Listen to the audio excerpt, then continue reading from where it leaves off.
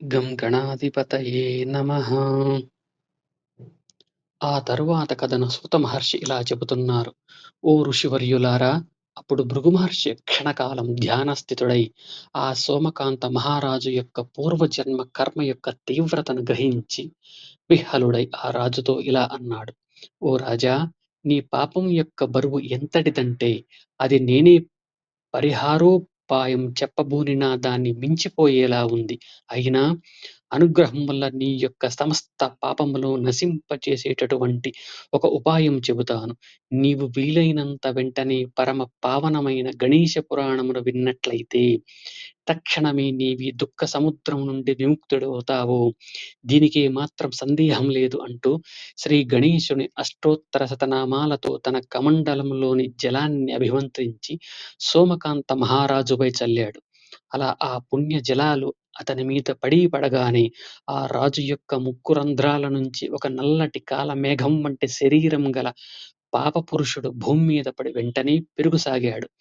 ఓ ఋషులారా! ఆ పాపపురుషుడు 7 తాడి చెట్లంత ఎత్తు గలిగి నల్లటి దేహకాంతితో భయంకరమైన కోరలు గల తన నోటిని వికృతంగా తెరచి ఎర్రని ముఖంతో పెద్ద చేతులతో జడలు ధరించి భయంకర రూపుడై నోటిలో నుంచి అగ్నిజ్వాలలు వెడలగ్రక్కుతూ ఒక్కో క్షణంలో చీము రక్తములను గ్రక్కుచూ చూసే వాళ్లకు కళ్ళ మిరుమిట్లు గొలిపేలా గాఢాంధకారమావహించిందా అన్నంత నల్లగా ఉన్న ఆ పాపపురుషుని రూపం చూసిన ఆశ్రమం పరిసర వాసులంతా భయభ్రాంతులై పారిపోయారు. డ్రిక్కులు మారుమోగేటట్లుగా గర్జిస్తున్న ఆ వికృతుడైన రాక్షసుడిని చూసి భృగు మహర్షి ఆ సోమకాంతుని సమక్షంలోని ఓరి నీవెవడవు, నీ పేరేమి అంటూ ప్రశ్నించాడు. అప్పుడు ఆ పాప పురుషుడిలా బదులు పలికాడు. ఓ ఋషివర్యా! ఈ రాజు యొక్క సూక్ష్మ శరీరంలో నివసిస్తున్న పాప పురుషుణ్ణి నేను. నీవు మంత్రోదకం చల్లటం వల్ల ఈ రాజు యొక్క శరీరంలో ఉండలేక బయటకు వచ్చాను. బాగా ఆకలిగొని ఉన్నాను. నాకు తగిన ఆహారం వెంటనే చూపించు. లేకపోతే లోకాలన్నింటినీ మృంగివేస్తాను. వీని శరీరం విడిచిన నాకు తగిన నివాసం కూడా చూపించు.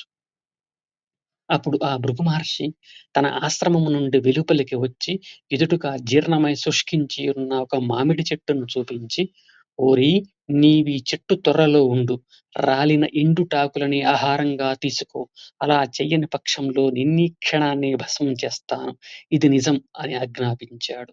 సూతుల వారిలా చెప్పసాగారు. ఓ ఋషులారా!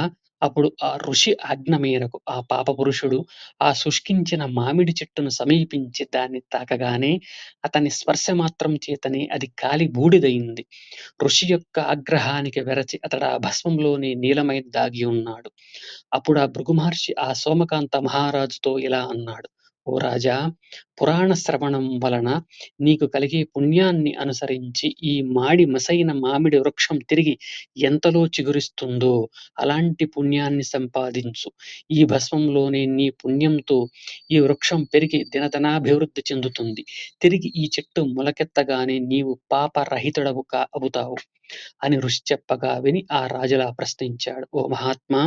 భృగు మహర్షి, ఈ గణేశ పురాణం అనే గ్రంథాన్ని గురించి ఎన్నడూ కని విని కూడా ఉండలేదు. అటువంటి మహిమోపేతమైన ఈ పురాణం నాకెక్కడ లభిస్తున్నది? దాన్ని నాకెవరు వ్యాఖ్యానించి చెబుతారు? దయతో సెలవివ్వండి అంటూ శ్రద్ధాళువై ప్రార్థించాడు. అప్పుడు ఆ భృగు మహర్షి ఇలా బదులిచ్చాడు. ఓ రాజా!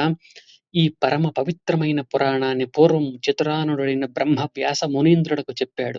వ్యాసుల వారు నాకు చెప్పారు. దాన్ని నీకు నేను చెబుతాను కనుక నీవీ పుణ్యతీర్థంలో స్నానం చేసి ఈ రోజు నుంచి పరిసమాప్తి వరకు ఆ గణేశ పురాణాన్ని శ్రద్ధగా వింటావని సంకల్పం చేసుకో అని నియమించాడు. అప్పుడు తరువాతి కథను సూతుల వారిలా చెప్పసాగారు. ఓ మహర్షులారా! అలా భృగు మహర్షి చేత ప్రేరేపించబడిన సోమకాంత మహారాజు పరమ పవిత్రమైన ఆ భృగుతీర్థంలో స్నానం చేసి పరిపూర్ణ శ్రద్ధాభక్తులతో గణేశ పురాణం శ్రోష్యే, ఈ రోజు మొదలు గణేశ పురాణమును వినగలను అంటూ సంకల్పమాచరించాడు. అలా సంకల్పం చేసి చేయగానే రాజు రోగరహితుడై తన పూర్వపు దివ్యమైన శరీర కాంతితో ప్రకాశించాడు. అలా భృగు మహర్షి యొక్క అనుగ్రహ విశేషం చేత రోగభూయిష్టమైన తన శరీరం నుండి రక్తస్రావము, క్రిములతో కూడిన గాయాలు, పుండ్లు అన్నీ పోయి దివ్య దేహం కలవాడైనాడు. అప్పుడు ఆ మహర్షి సంతోషంతో మందహాసం చేస్తున్న సోమకాంతుడిని తన చెంతనే ఒక ఆసనంపై కూర్చుండబెట్టుకున్నాడు. అప్పుడు ఆ రాజు స్వస్థ చిత్తుడై ఇలా అన్నాడు: "ఓ ఋషిసత్తమా! తమ యొక్క దివ్యమైన అనుగ్రహ ప్రభావం చేత నా శరీరంలోని బాధలన్నీ కూడా శ్రోష్యే అని సంకల్పం చేసిన వెంటనే నశించినాయి. కనుక తాము దయతో ఇక ఆ గణేష పురాణమును నాకు వినిపించి ధన్యుణ్ణి చెయ్యండి." ఆ మాటలకు భృగు మహర్షి ఇలా బదులిచ్చాడు: "ఓ రాజా! అత్యంత పావనమైన, పవిత్రమైన అట్టి గణేష పురాణమును నీకు వినిపిస్తాను. శ్రద్ధాళువై ఏకాగ్ర చిత్తంతో విని తరించు. దీనిని వినటం అన్నది అంత తేలికగా సంభవించే విషయం కాదు. అనేక జన్మలలో సముపార్జించుకున్న పుణ్యరాశి వలనే జరుగుతున్నది. ఈ మహత్తరమైన పురాణాన్ని వినడం చేత మానవుడికి తాను గత 7 జన్మలలో ఆర్జించుకున్న మహా పాపములన్నీ కూడా ఆ గజానుని అనుగ్రహ విశేషం చేత సమూలంగా నశిస్తాయి. సూర్యోదయం అవగానే రాత్రి తాలూకు చీకటి తెరలు తొలగిపోయినట్లుగా ఆ గజానుని అనుగ్రహ కిరణాలు ప్రసరించగానే జీవుల పాపాల చీకట్లు ఇట్టే తొలగిపోతాయి. ఇక ఈ గజాననుడెట్టి వాడంటే నాశనం లేనటువంటి వాడు, విభజించబడని వాడు, అపరిచ్ఛిన్నుడు, గుణములకు అతీతుడు, నిరాకారుడు, వాక్కుల చేత, మనస్సు చేత అందుకోలేనటువంటి వాడు, ఇటువంటి వాడని నిర్దేశించటానికి శక్యం కానివాడు, ఆనందమే స్వరూపమైనటువంటి వాడు అయినటువంటి ఈతని స్వరూపాన్ని బ్రహ్మ, ఈశ్వరుడు మొదలైన దేవతలు సైతం తెలుసుకొనలేరు. అంతెందుకు 1000 నాల్కలు గల ఆదిశేషునికే ఈ మహా మహిమోపేతుని మహిమలు వర్ణించడం అసాధ్యమంటే, ఇక మామూలు వారి సంగతి వేరే చెప్పేదేముంది. అటువంటి ఈ గణేశుని పుణ్య చరిత్రను పూర్వం వ్యాస భగవానుని ముఖ కమలం నుంచి మధువుగా నేను గ్రోలాను. తన యజ్ఞం రుద్రుని అనుచరుడైన వీరభద్రుని చేత విధ్వంసమైనటప్పుడు సకల మనస్కుడైన దక్ష ప్రజాపతి ముద్గల మహర్షి వద్ద విన్నాడు. అటువంటి మహిమాన్వితమైన గణేశ పురాణమునంతటినీ నీకు వినిపిస్తాను. అయితే ఇది వినటానికి శ్రోతలకు ఓ అర్హత ఉండాలి. అదేమిటంటే సర్వసిద్ధులను ప్రసాదించే విఘ్నాంధకారాన్ని పారద్రోలి ఆ గజాననుడి యందు దృఢమైన భక్తిభావం ఉండాలి. ఈ పురాణాన్ని తన అష్టాదశ ఉప పురాణాలలో ప్రధానమైనదిగా చెప్పవచ్చు. కలియుగంలోని ఆచార రహితులు, అధ్యయన శూన్యులు అయిన వర్ణాశ్రమ ధర్మాలను సరిగ్గా అనుష్ఠించని వారికై, ధర్మరక్షణకై అష్టాదశ పురాణాలు, 18 ఉప పురాణాలను కృష్ణద్వైపాయనుడైన వ్యాస మహర్షి రచించారు.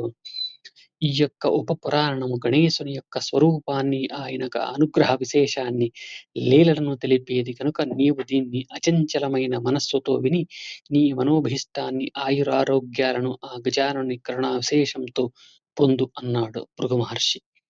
ఇది శ్రీ గణేశ పురాణం ఉపాసనా ఖండంలోని రాజోపదేశ కథనం అనే 9వ అధ్యాయం సంపూర్ణం.